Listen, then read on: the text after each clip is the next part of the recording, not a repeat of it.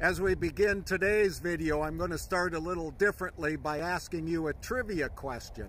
What company had the phrase, "If it absolutely positively needs to get there overnight"?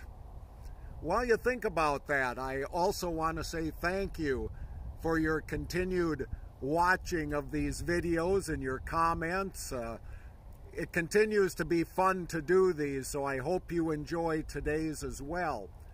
The answer to the trivia question, it was a tagline from a commercial that ran from 1978 to 1983, and it was for the company Federal Express, or what we now call FedEx, the delivery company. We're going to use some of that idea today just to ponder life when it absolutely positively needs to get there overnight. While that Federal Express phrase is over 40 years old, it seems now more than ever we want things absolutely positively overnight, if not sooner. It's called just in time, and we've all felt the effects of its benefits as well as its drawbacks, and the drawbacks especially since the pandemic began. I read recently that outside of the ports of Long Beach and Los Angeles, there are 62 container ships waiting to pull into port. So when we want just-in-time things, everything has to be perfect. And while we seem to be getting better at that, the disruptions of life, of the environment, of politics, of work, of economies, of humanness seem to get in the way. And then we get upset because we're used to having everything we want when we want it, just in time. But that's not a new concept. I used to do that in school and in college, where I would cram for the test the night before or write the paper with only hours to spare to turn it in. And we can get by that way. Is it right or wrong? I'm not here to say either of those. It's reality, and it's been part of human existence for a long time.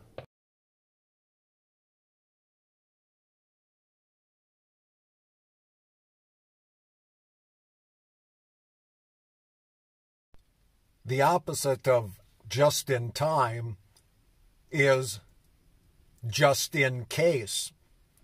What you're looking at is the south part of the Red River Valley diversion project. Here in the Red River Valley of the North, we're in the bottom of what was an ancient lake, Lake Agassiz, and so flooding gets to be a problem periodically. And so over the course of time, money was finally designated to the Army Corps of Engineers to begin this multi-year, multi-million-dollar project. Just in case this is supposed to handle a 500-year flood. The city of Fargo and areas around it have survived other floods without the diversion, and so there got to be a fair amount of controversy about this diversion project and the monies that are spent. But we all kind of live at times in that just in case mentality.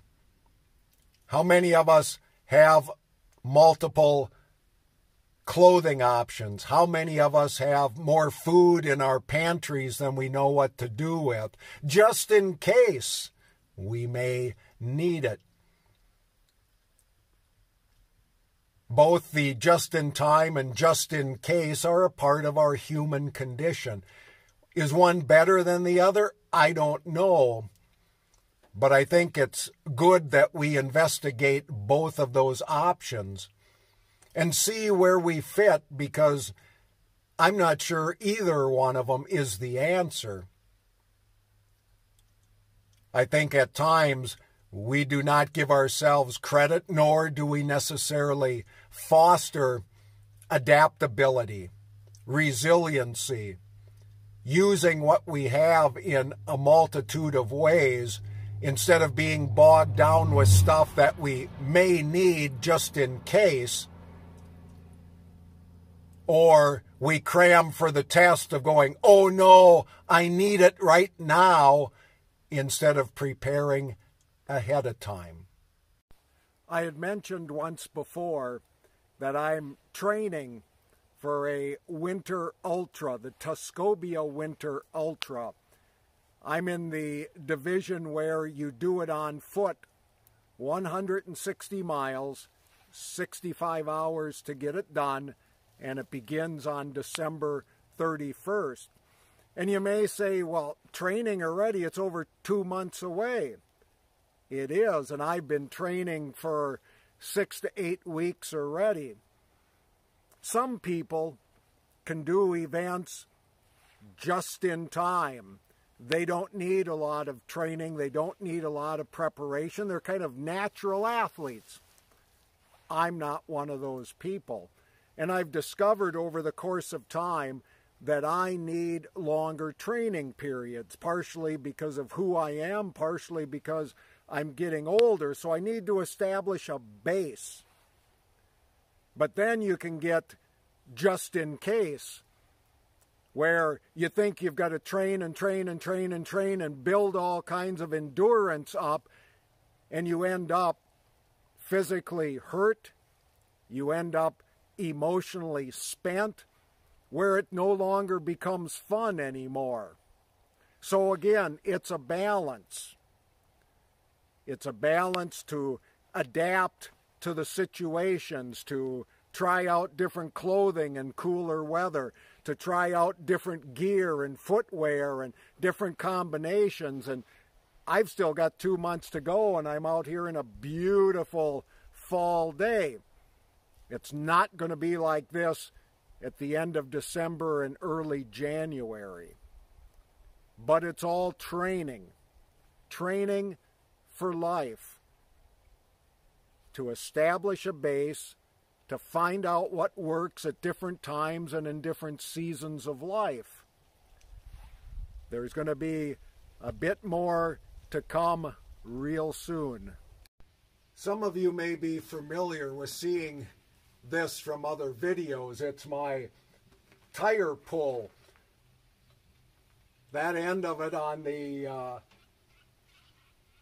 tow rope gets attached to a harness with a loop on the small of my back, or a hip kind of belt, and I pull this, and you may go, oh, well, that's kind of nice, but what do you do that for? Well, for this event, I have to get ready for winter conditions pulling a sled with required gear.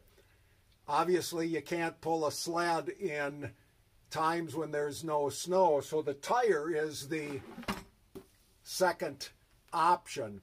And so I put some plywood inside of it, because then I waited at times to think about the weight of the sled. And now that it's getting darker at night, I've got a slow-moving vehicle sign I attach, but also some little reflective tape, so if I'm out on the gravel roads, I can be very visible to any traffic that may be coming up behind me. So you get creative. You do what you have to do. You adapt to the situations. And that's part of the, if you want to say, part of the adventure of training. So hopefully within another 6 weeks or so, I'll be able to actually pull the sled. Hang on, there's a little more to come. In the Middle Ages, the Roman Catholic Church was powerful, not just in the realm of religion, but in politics and economics. And when you're that powerful, you need a lot of financial resources. One of the ways they did that was to sell forgiveness, or what were called indulgences. Peasants especially bought those in the just-in-case scenario because they didn't know if their loved ones had done enough good works, if Jesus had smiled upon them enough that they could enter heaven. And so the Roman Catholic Church sold forgiveness, just in case. That brought about what is known as the Reformation and Protestantism. As a healthcare chaplain, I got involved in a lot of just-in-time requests. Somebody's loved one was dying, and they wanted to know or be reassured that their loved one would go to heaven. Their loved one possibly hadn't been a churchgoer or never said much about religion, and so they asked me if I could intervene just in time, which would be similar to one of the other people being crucified with Jesus saying, "Remember me when you come into the kingdom." So what do we do with our spiritual life? Is it just in time sort of things, or what about just in case? Once again, I believe there's a balance, because if you do the just in case, you're constantly running about doing things, attending things, reading things, trying to make sure that you're pleasing other people and doing the quote-unquote will of God. And sometimes that becomes more of a burden and an obsession than it does a freeing aspect of life. It's about training. It's about building that base from which you can handle the changes and the challenges of life. It's not just, oh, pray for me quickly so I can get over this. It's about learning to ponder, to adapt, to look at how faith and your spiritual life connect in all aspects of life, not just some sort of heavenly aspect that comes at the end of life. So keep training. I think it's kind of fun. Fun in the sense that you get to explore new ideas, you get to connect with different communities and listen to different ideas. Do it, not just in time or just in case, but just for life.